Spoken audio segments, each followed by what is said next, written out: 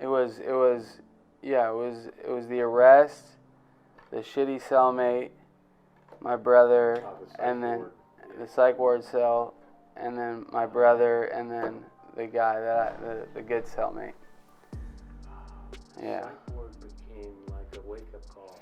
Yeah, because this is kind of where I could end up, right? Well, and I was afraid of losing my mind too because of all those all those psychoses that I went in. Those, it was getting to a point where I was like, 2 or 3 hours I'd be rolling around on the ground, no shoes on, like in, like I was. It was scary, right? More than losing my life, more than losing an arm or whatever. I was afraid of not having the mental capacity to function. And he said he wants to talk. He wants to reach out, maybe come visit you or do a Zoom visit. It was COVID, so. And so that was like the second kind of thing, right? The demoralization of the situation I found myself in, and then my brother wanting to reach out. First time, and the last time I'd seen my brother was when I got my head bashed in by the crowbar. He was my emergency contact, and I came out of this kind of semi-coma to him in the hospital room, and I hadn't seen him for months before that. And I kind of shrugged it off, and he was crying, and he was like, "Dude, I can't do this anymore." And that was the last time I'd spoken to him up until this point. And me and my brother are really, really close. What's the age difference? 2.5 years older. And so Marshall was like, "Yeah, he wants to reconnect, and see if you're interested in that." And I'm like, "Yeah, absolutely, and set up a Zoom and then about a few days later or something, I start noticing this guy in my tank who's also a worker, this OG guy, reading a big book.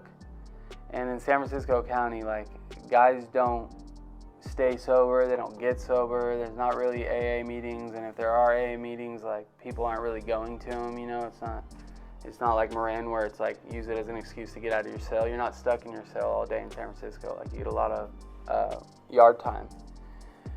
And this guy was reading the big book, and I started just kind of watching him, talking to him a little bit, and he had just a real peace, grace about him, and reminded me of some of the people I'd seen in the rooms, people who really found this spiritual way of life, and started talking to him, found out his story, I saw that, and he would say things what do you, dude, you don't belong in here with these guys, with me, what are you doing, and I've heard that a million times, about potential and all that stuff, a million times from a million different people I respect, Somehow this guy touched you. Somehow this guy spoke to me, and it, just filled me up, and we were reading We Agnostics in the big book, and the whole chapter I'm just having, these literal, goosebump moments where I'm like, holy shit, and holy shit. And, I was always against the idea of God. I didn't talk openly about God. If you talked openly about God to me, because I'd been sober for 4 years prior to this, so I had some, some experience. And then when I relapsed and came back, I knew that was the answer, right? I knew this spiritual aspect of the program was the answer, but I just couldn't wrap my mind around it, essentially. But We Agnostics, it allows you to wrap your mind around it, right? Because it's a logical, rational argument as to why it's a good why it's a good idea to believe in a power greater than yourself and do all these spiritual-based things that will get you there. And so I had that, that moment, a total spiritual experience, where I was in the agnostic section. In the cell, in a cell, in We Agnostics, where I was exactly where I was supposed to be, doing exactly what I was supposed to be doing at the exact time I was supposed to be doing it. And I just, right then, it was over. I knew AA, sobriety, I started making moves to get into my old program, Centerpoint.